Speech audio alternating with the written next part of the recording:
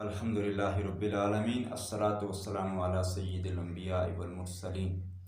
वुज़ू और गुस्ल के हवाला से एक मसला आपके सामने पेश करना है कि वुज़ू या गुस्ल उसने किया और वुज़ू और गुस्ल में कोई उज़्व धोने से रह गया तो अब उस वुज़ू और गुस्ल का क्या हुक्म होगा, और उसी गुस्ल या वुज़ू के साथ उसने जितनी नमाज़ें पढ़ी हैं उनका क्या हुक्म होगा।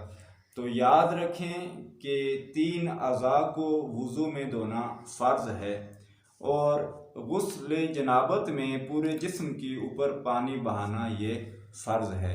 तो अब 3 अज़ा जो धोए जाने हैं वुज़ू में, उन अज़ा में से किसी उज़्व में बाल के बराबर भी अगर कोई जगह खुश्क रह जाएगी तो फिर वुज़ू आपका नहीं होगा। और इसी तरह गुस्ल जनाबत में कि पूरे जिस्म के ऊपर पानी बहाना फ़र्ज़ है, तो जिस्म के अंदर कोई जगह बाल बराबर भी खुश्क रहेगी जहाँ तक पानी नहीं पहुँचा तो अब वो गुस्ल नहीं होगा। तो इस वुज़ू और गुस्ल के साथ जितनी नमाज़ें अदा की जाएंगी वो दोबारा पढ़ना ज़रूरी होंगी।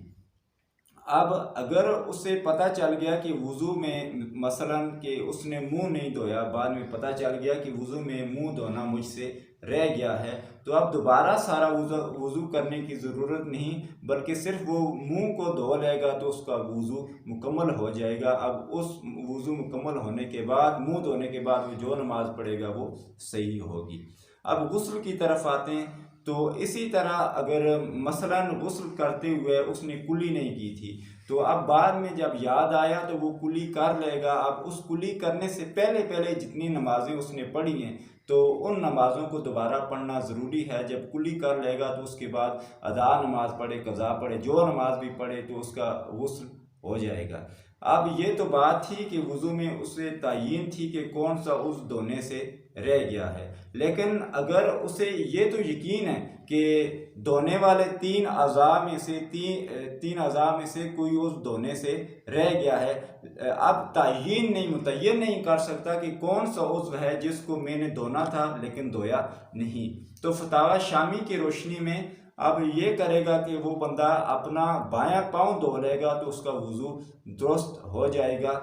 तो गुस्ल में अगर उसने कुली नहीं की तो जब तक कुली नहीं करेगा या नाक में पानी नहीं चढ़ाया तो जब तक पानी नाक में चढ़ा नहीं लेगा उस वक्त तक उस पानी चढ़ाने से पहले जितनी नमाज़ें भी अदा की हैं वो नमाज़ें नहीं हुई, दोबारा नमाज वो उसके लिए पढ़ना लाजिम है। जब वो नाक में पानी चढ़ा लेगा उसका गुस्ल इस तरह मुकम्मल हो जाएगा और उसके बाद वो नमाज पढ़ेगा तो उसकी नमाज़ें सही होंगी। अल्लाह ताला की बारगाह में दुआ है कि अल्लाह ताला हमें दीन इस्लाम की समझ अता फरमाए।